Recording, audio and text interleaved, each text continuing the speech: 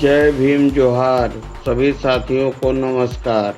राष्ट्रपति द्रौपदी मुर्मू ने संसद के दोनों सदनों को संयुक्त रूप से संबोधित किया। राष्ट्रपति ने आपातकालीन नीट पेपर लीक समेत कई मुद्दों पर अपनी राय भी रखी।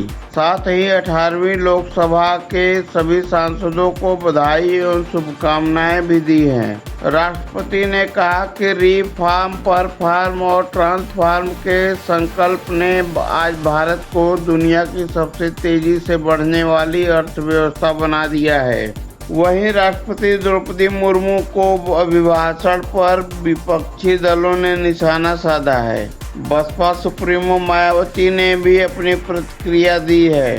पूर्व मुख्यमंत्री उत्तर प्रदेश बसपा सुप्रीमो मायावती ने कहा कि आज राष्ट्रपति द्रौपदी मुर्मू ने अपने अभिभाषण में संसद के संयुक्त सत्र को संबोधित करते हुए जो केंद्र सरकार की पिछले 10 वर्षों की उपलब्धियां गिनाई है वो जमीनी हकीकत से बहुत कम और हवाई ज़्यादा है। पूर्व सीएम मायावती ने एक्स पर पोस्ट करते हुए लिखा कि केंद्र सरकार में आए दिन बढ़ रही गरीबी, बेरोजगारी व महंगाई और कमजोर वर्गों की समस्याओं को लेकर को कतई भी गंभीर नहीं है। इनके आगे के 5 वर्षों के रोड मैप में भी कोई खास दम नहीं है। मायावती ने कहा कि बेहतर होगा कि राष्ट्रपति के अभिभाषण के धन्यवाद प्रस्ताव पर सांसदों को केवल आरोप और प्रत्यारोप लगाने की बजाय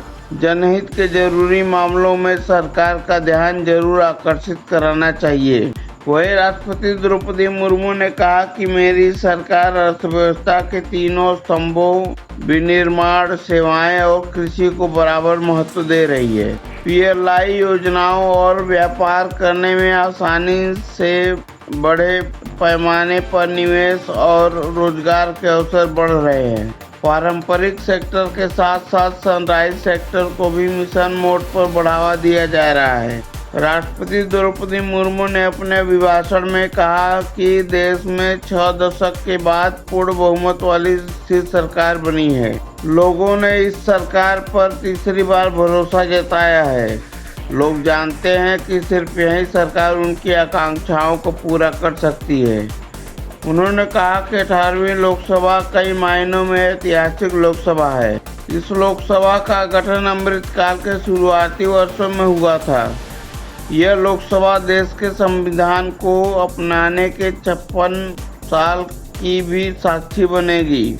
आगामी सत्रों में यह सरकार अपने सब कार्यकाल का पहला बजट पेश करने जा रही है। यह बजट सरकार की दूरगामी नीतियों और भविष्य के विजन का प्रभावी दस्तावेज होगा। बड़े आर्थिक और सामाजिक फैसलों के साथ साथ इस बजट में कई ऐतिहासिक कदम भी देखने को मिलेंगे। इसके साथ ही राष्ट्रपति ने कहा कि आने वाला समय ग्रीन एरा यानी हरित युग का है। सरकार इसके लिए भी हर जरूरी कदम उठा रही है। हम हरित उद्योगों पर निवेश बढ़ा रहे हैं जिसमें ग्रीन जॉब भी बढ़े हैं। राष्ट्रपति ने आगे कहा कि सरकार ने पीएम किसान सम्मान निधि के तहत देश के किसानों को 3,20,000 करोड़ रुपए से अधिक राशि प्रदान की है। मेरी सरकार के नए कार्यकाल की शुरुआत में अब तक 20,000 करोड़ रुपए से अधिक की राशि किसानों को हस्तांतरित की जा चुकी है। सरकार ने खरीफ फसलों के एमएसपी में भी रिकॉर्ड बढ़ोतरी की है। आज का भारत अपनी वर्तमान जरूरतों को ध्यान में रखते हुए अपनी कृषि व्यवस्था में बदलाव कर रहा है। आजकल दुनिया में जैविक उत्पादों की मांग तेजी से बढ़ रही है। भारतीय किसानों के पास इस मांग को पूरा करने की क्षमता है। इसलिए सरकार प्राकृतिक खेती और इनसे जुड़े उत्पादों की सप्लाई चेन को सशक्त कर रही है। वहीं लखनऊ में बसपा सुप्रीमो मायावती ने बहुजन समाज पार्टी की राष्ट्रीय अध्यक्ष और उत्तर प्रदेश की पूर्व मुख्यमंत्री मायावती ने सेंगोल को लेकर संसद में उपजे विवाद पर सपा को जमकर निशाना साधा है।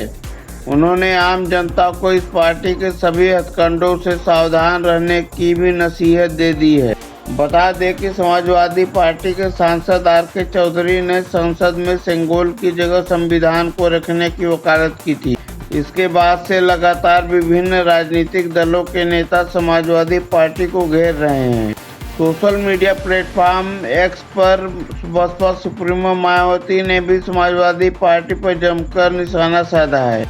बहुजन समाज पार्टी की अध्यक्ष मायावती ने लिखा कि सेंगोल को संसद में लगाना चाहिए या नहीं, इस पर बोलने के साथ साथ सपा के लिए यह बेहतर होता कि यह पार्टी देश भर के कमजोर, उपेक्षित और गरीब वर्गों के हितों में और आम जनहित के मुद्दों को भी लेकर सरकार को घेरती तो बहुत ही अच्छा होता। इसे देश के लोगों के बारे में सरकार को घेरती तो सरकार आम जनता के बारे में जरूर सोचती। मायावती ने कहा कि सच्चाई यह है कि ये समाजवादी पार्टी अधिकांश ऐसे मुद्दों पर चुप ही रहती है, सरकार में आकर कमजोर वर्गों के खिलाफ फैसला भी लेती है, इनके महापुरुषों की उपेक्षा भी करती है। इस समाजवादी पार्टी के सभी हथकंडों से जरूर सावधान रहने की आम जनता को बहुजन समाज पार्टी सुप्रीमो मायावती के सेंगोल पर बयान से पहले भारतीय जनता पार्टी के तमाम नेता बयान दे चुके। आपको यह जानकारी कैसी लगी कमेंट करके जरूर बताएं। जय भीम, जोहार सभी साथियों को नमस्कार।